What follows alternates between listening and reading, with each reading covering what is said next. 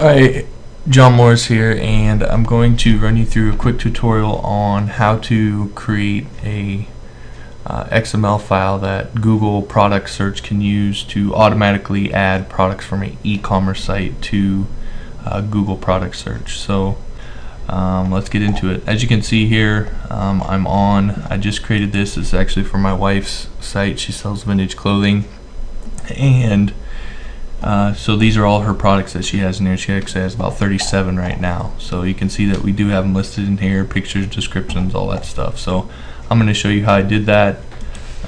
This is her site here, and as you can see, you have similar products here, and those products get listed in Google Product Search, and then someone can click on the link in there and it'll take them to the page on her website where they can actually purchase it. So pretty cool, can get you a lot of exposure. I'm going to show you exactly how we did that, and this is the XML file that we're going to create. Now the way this works is for Google Product Search you have to create a data feed, and this is a data feed over here, and this data feed has to be in either a text or an XML format, and basically Google just reads the XML file and then they add it to their Google Product Search. And you can do a weekly upload on a schedule, so basically you can reach a point where every time you add products to your site, they'll eventually get added to Google Product Search, and you don't have to go in here and manually add them, which is pretty cool.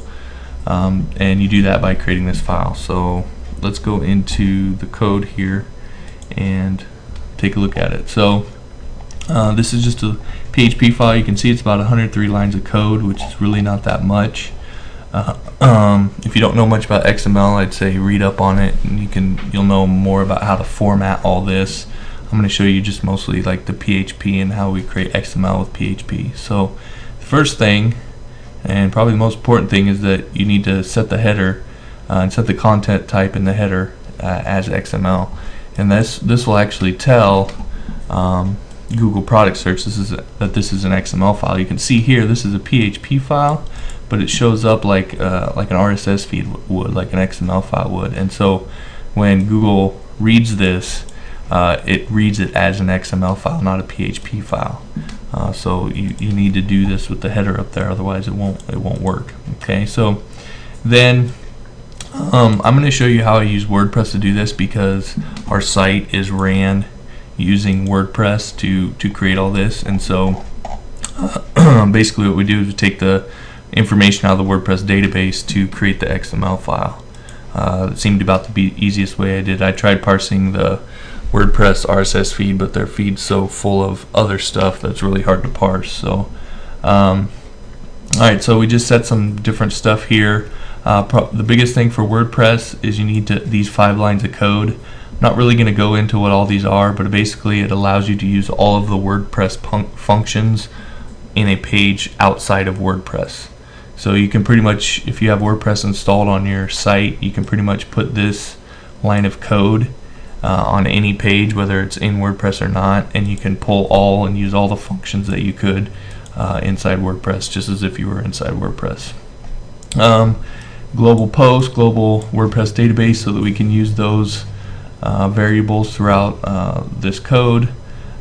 Set some preliminary stuff. We're going to be accessing the posts database. We're going to be using these different variables as we go through, and so that kind of sets some of the preliminary stuff, and you'll see where that comes in here in a second.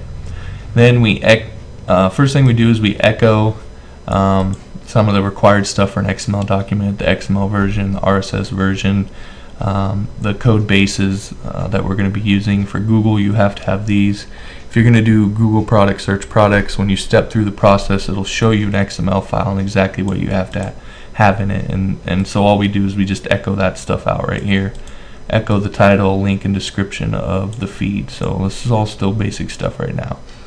Alright, now here's where we get into a little bit more stuff. Since we can access the WordPress database now, we can actually query from the database. So what I did is I queried from the post table, which we use this post table up here, and I wanted where the post type was a post and it was published, because I only wanted published products showing up. I didn't want them drafts and all that stuff cluttering up everything and all that. So where it's a post and where it's published. And then I just ordered it by the post date, put that into a results variable just like this, and then we serialize all the data coming out. So essentially what we did is put the elements I needed out of the database into variables right here. So this is the ID of the particular post title. This GUID is actually the link, the content, and I stripped all the HTML tags out of it with the strip tags function. And then once I had the ID, then I could use the ID to use some of the built-in WordPress functions to get more stuff, which is the post meta. And the reason that's important is because for this here, for the price, and we actually create the add to cart button dynamically using PHP, and so to do all that I use WordPress custom fields for like the size, the condition, the price, and a number of other things. So this get post meta allows me to pull that data out of those custom fields. So I pull the data out of the custom fields, and then what this is here is I'm testing to see basically what kind of product type it is. If it's a vintage dress, vintage purse, or vintage shoes is what we have up there right now. So if it is, then I create a product type, and you're going to see where all this comes in here in a second. And I create some breadcrumbs essentially, which is what Google asks for. Again, this is all on Google's product search site when you step through it, so you'll be able to see all this. Also created a department because it asks you can put in a department into the feed. And then got the price, got the condition. We use a rating system of 4 out of 5, so I just converted that using PHP to Google's because Google requires that you use new, refurbished, or used to designate the condition. And then I did a test for the image. We have a specific way that we upload all our images. So essentially this is a function I'd actually written before to find based on the product ID, because every product has a product ID and it tells whether it's a dress, a purse, a top, shoes, whatever. So we can get the images based off the product ID. So I basically pulled the image to create the image link, and then down here is where we actually create the feed. And so you have to have an item tag at the beginning of every item, and then we just echoed everything out: the title, the link, the description, the ID, the price, condition, image link, and then these are the forms of payment we accept, whether it can be picked up in person, which are an online store, so no, quantity in stock, if it's online only, the weight, and then some notes to say PayPal's accepted. And then we also echoed out the product type and product department if that was applicable.